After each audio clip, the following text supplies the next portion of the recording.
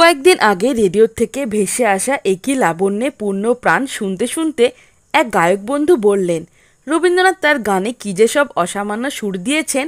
সবিনয়ে বললাম, এই গানের কথা রবীন্দ্রনাথের হলেও সুর আরেকজনের। তার নাম সরলা ঘোষাল, কবি নদিদি স্বর্ণকুমারী দেবীর কন্যা।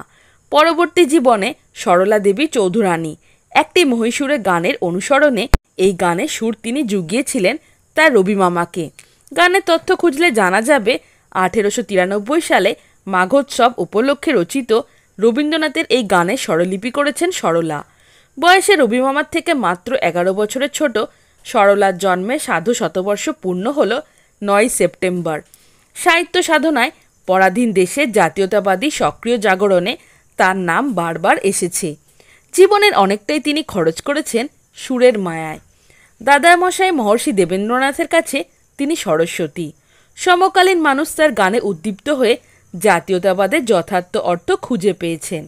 আর তার সুর লোকের সাধনা ও অবদানের কথা জ্যোতির্ময় মাতুল রবীন্দ্রনাথের প্রবল প্রতিভায় চাপা পড়ে গিয়েছে। ছোটবেলার থেকেই সরলা গানের জন্য কাঙাল। তার অনাদারে ঘেরা শৈশবে যশস্বিনী সদাব্যস্ত মায়ের সান্নিধ্যে প্রথম জুটেছিল এই গানের জন্য। বাড়ির অন্য মেয়েদের মতো সরলাও ছোটবেলায় পিয়ানো বাজাতে শিখেছিলেন। মায়ের হুকুমে নিয়মিত সময় ধরে পিয়ানো শিখতে হয়েছে। শিখেছেন বেহালাও। বাড়িতে দেশীয় গান শেখা ছাড়াও মেমদের কাছে ইউরোপীয় গান শেখায় উৎসাহ দিতেন তার রবি মামা। পিয়ানোর চমৎকার সব কম্পোজিশন করতে পারতেন সরলা। পরিণত জীবনে নিজের গভীর সঙ্গীতপ্রীতি প্রসঙ্গে বলেছিলেন, বিড়াল যেমন মাছের গন্ধে বিহল হয়, আমিও তেমনি গানের গন্ধে উতলা হতুম। যত পারি লিখে নিতুম, শিখে নিতুম। নিজের ভাণ্ডার না ভরলে আনন্দ পুরো হতো না। অল্প বয়সে প্রবাসী মেজমামা সত্যেন্দ্রনাথের সূত্রে মহারাষ্ট্রে বিভিন্ন অঞ্চলে গেছেন সরলা। আর স্থানীয় মানুষের সান্নিধ্যে সংগ্রহ করেছেন হোলির গান, বৈষ্ণব গান। সেই রকম কন্নড় ভাষার থেকে সত্যেন্দ্রনাথ ঠাকুর একটি গান সংগ্রহ করেন, আর সেই গানে কথা বসালেন রবীন্দ্রনাথ। 12 বছরে সরলা সেই ব্রহ্মসঙ্গীত সকাতরে ওই কাঁদিছে সকলের সুর দিয়েছিলেন পিয়ানোর ব্যান্ড বাজানো সুরে। উৎফুল্ল রবিমামা ভাগ্নিকে নিজের লেখা কবিতা নির্ঝরে স্বপ্নভঙ্গ পিয়ানোর রূপ দিতে বললেন। বড় হয়ে সরলা তার রবিমামার জন্য সুরের ডালি উজাড় করে দিয়েছেন। তার নিজের কথায়, আমি গানের বাতিগ্রস্ত ছিলুম। যেখানে সেখান থেকে নতুন নতুন গান ও গানের সুর কুড়ুতুম। রাস্তায় গান গেয়ে যাওয়া বাঙালি বা হিন্দুস্থানি ভিখারিদের ডেকে ডেকে পয়সা দিয়ে তাদের কাছ থেকে গান শিখে নিতুম। যা কিছু শিখতুম তাই রবি মামাকে শোনাবার জন্য প্রাণ ব্যস্ত থাকত। তার মতো সমজদার আর কেউ ছিল না। যেমন আমি শোনাতুম অমনি অমনি তিনি সেই সুর ভেঙে কখনো কখনো তার কথাগুলিরও কাছাকাছি দিয়ে গিয়ে একখানে নিজের গান রচনা করতেন। জীবনের ঝরাপাতা নামক স্মৃতিকথায় সরলা আরও বলেছেন, কর্তা দাদামশাই চুচুড়োয় থাকতে তার ওখানে মাঝে মাঝে থাকবার অবসরে বোটের মাঝিদের কাছ থেকে অনেক বাউল গান আদায় করেছিলাম।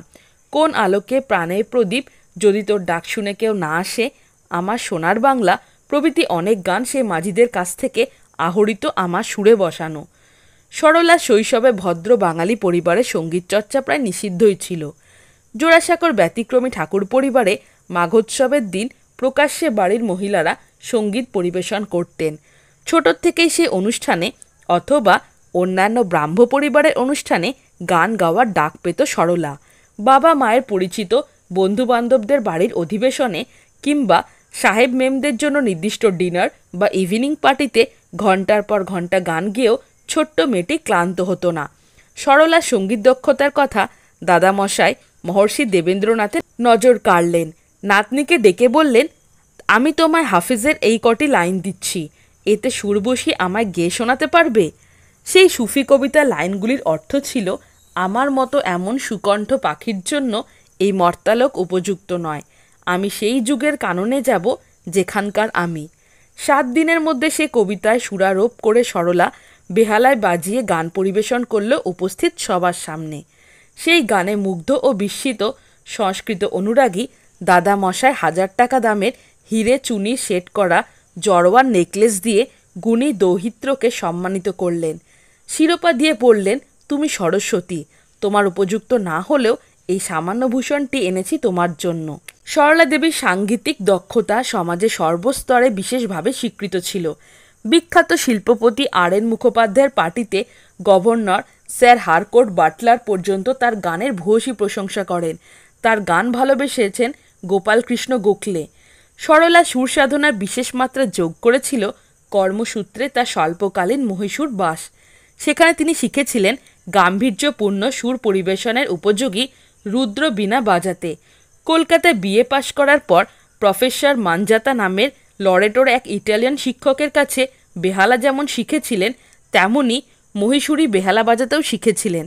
মহীশূরের শিক্ষা, শিল্পকলা, সংস্কৃতিতে মুগ্ধ সরলা বেশ কিছু সুর সংগ্রহ করে রবি মামাকে নিবেদন করলেন।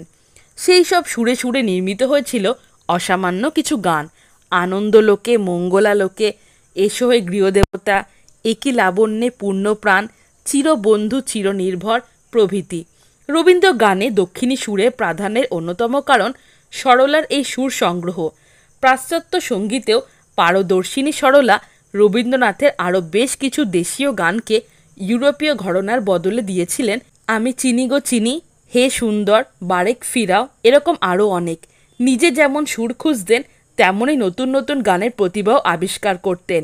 অমিয়া ঠাকুর ও ঢাকার রানু সোমকে প্রতিভা বসু আবিষ্কার করে রবীন্দ্রনাথের কাছে হাজির করেন সরলায়। শুধু রবীন্দ্রনাথের গান নয়, বঙ্কিমচন্দ্রের বন্দে মাতরমের সুর সৃষ্টিতে সরলার অবদান রয়েছে। প্রথম দুই স্তবকের সুরকার রবীন্দ্রনাথ, বাকি স্তবকে সুরারোপ করেছেন সরলা স্বয়ং রবীন্দ্রনাথের অনুরোধে। জাতীয় উৎসবের সমস্বরে বহু মানুষকে এই গান গাইতেও শিখিয়েছিলেন। তখন থেকে সভা সমিতিতে পুরো গানটি গাওয়া হতো। সরলা নিজেও এককভাবে এই গান পরিবেশন করেছেন বিভিন্ন সভায়।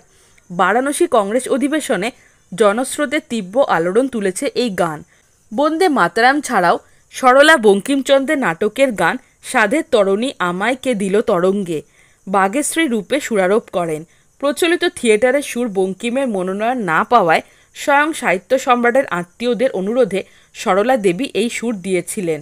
শুধু রবিমামা বা বঙ্কিমচন্দ্রের গানেই যে সরলা সুর করেছেন এমন নয়, নিজেও অনেক গান লিখেছেন, তাতে সুরারোপ করেছেন। গানের মাধ্যমে পরাধীন দেশের মানুষদের উদ্দীপ্ত করতে চেয়েছেন। সরলা নিজের লেখা যে কটি গান পাওয়া যায় তার দুভাগ, ব্রহ্মসঙ্গীত আর যুদ্ধগীতি। এরকম একটি ব্রহ্মসঙ্গীত ছিল মিশ্র সুরট রাগে, এসো হে সুন্দর চিত্তরঞ্জন। যুদ্ধগীতি বিষয়ে উদ্দীপক গানটি ভারতী পত্রিকায় প্রকাশিত হয়। রণরঙ্গিনী নাচে নাচে রে নাচে ওই নাচে। সরলা দেশাত্মবোধক গান জনমানসে নতুন প্রেরণা জুগিয়েছিল। 1901 সালের কংগ্রেস অধিবেশনে শুরু হয় তার নিজের লেখা, নিজের সুরারোপিত গান নম হিন্দুস্থান দিয়ে। সেই গানে প্রতিষ্ঠা করেছিলেন ধর্মনিরপেক্ষ এক রাষ্ট্রের মর্মবাণী। দেশের যুব সম্প্রদায়কে জাগিয়ে তোলার জন্য সূচনা করেছিলেন বীরাষ্টমীর ব্রত। তার জন্য লিখেছিলেন বীরাষ্টমীর গান, জানকী মানব কোথাকার ভূমি সোনা হতে মূল্যবান। সরলা ছিলেন এক চারণিক সুরসাধিকা। কবিতা যখন লিখছেন তখনও গানের ধর্ম সেই কবিতায়। ভারতী পত্রিকায় 1331 বঙ্গাব্দে আষাঢ় সংখ্যায় ছায়ানট কবিতায় লিখেছেন, রিন রিন ঝিন সুরে বাজে হৃদয় মাঝারে, বাজে সুর বাজে রে, দেরে দ্বারা দ্রিম, তান নাড়ে রিম, হৃদয় মাঝারে সুর বিনা বাজে রে। সারা জীবন সরলা ছিলেন এক গানের পাখি। যেখানে যা সুর পেতেন খড়কুটোর মতো বুকে করে শুধু তুলেই রাখতেন না, যোগ্য পাত্রে সেসব সুরের অঞ্জলি দিয়েছেন মহত্তর কিছু সৃষ্টির দায়। রবীন্দ্রনাথের বহু গান তার উজ্জ্বল নিদর্শন। অনেক গানের চিরস্থায়ী রূপ দেওয়ার জন্য নিজে স্বরলিপি তৈরি করেছেন। পুনায় এক বালিকা বিদ্যালয়ে একটি 8 বছরের মেয়ের গলায় সংস্কৃত গান মন্দং মন্দং বায়ো বিচলিত নীরে শীতে স্বচ্ছে নিবহিত গুঞ্জতি ভৃঙ্গে চলতি সুখং শুনে আপ্লুত হয়েছেন। কথা সবটুকু নির্ভুলভাবে না পেলেও মিশ্র বেহাগ কাওয়ালিতে তার স্বরলিপি অবধি তৈরি করেছেন। নিজের পছন্দের 100টি গান নিয়ে সরলা দেবী চৌধুরানী গ্রন্থ প্রকাশ করেছেন শতগান 1900 শিরোনামে। সংকলিত এই গানের ডালিতে ছিল তার নিজের গান, রবীন্দ্রনাথ, অতুল প্রসাদ, দ্বিজেন্দ্রলাল, বঙ্কিমচন্দ্রেরও গান। বহু জনসভায় তার কণ্ঠে গান শোনার বিপুল চাহিদা ছিল। কংগ্রেসের অধিবেশনে একসময় সরকার কর্তৃক নিষিদ্ধ বন্দে মাতরম গান গেয়েও দেশবাসীকে উদ্বুদ্ধ করেছেন। গান তার সারা জীবন বহুতা নদীর মতো ভালো লাগার কাজে সম্পৃক্ত হয়েছিল।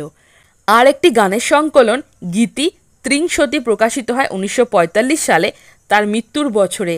গান ছিল সরলার কাছে প্রতিদিনের জীবন সঞ্চয়। তাই আজন্ম লালিত ধর্মীয় সংস্কারকে দূরে রেখে বারাণসীতে বিশ্বেশ্বরের মন্দিরে সন্ধ্যা আরতি দেখে রবীন্দ্রনাথের ব্রহ্মসঙ্গীত তাহারে আরতি করে চন্দ্র তপন গানটির কথা মনে পড়েছে।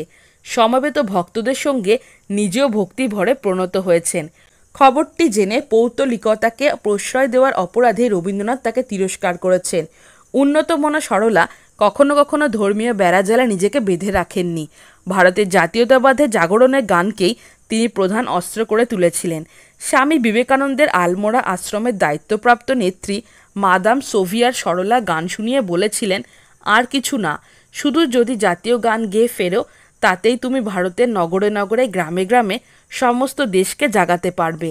সারা পৃথিবীতে অদ্ভুত আঁধার ঘেরা সংশয় দীর্ণ সময়ে এমন চারণিক গানের পাখির বড় প্রয়োজন, যিনি গান গেয়ে আমাদের তমসাচ্ছন্ন বিবেককে নতুন করে জাগিয়ে দিতে পারেন।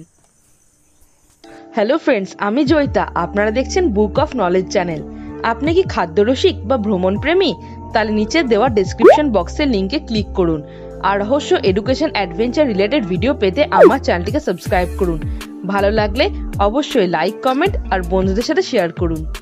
তো বন্ধুরা, আজকে আমার টপিক ভালো লেগে থাকলে চ্যানেলটিকে like, comment, share and subscribe করতে ভুলো না।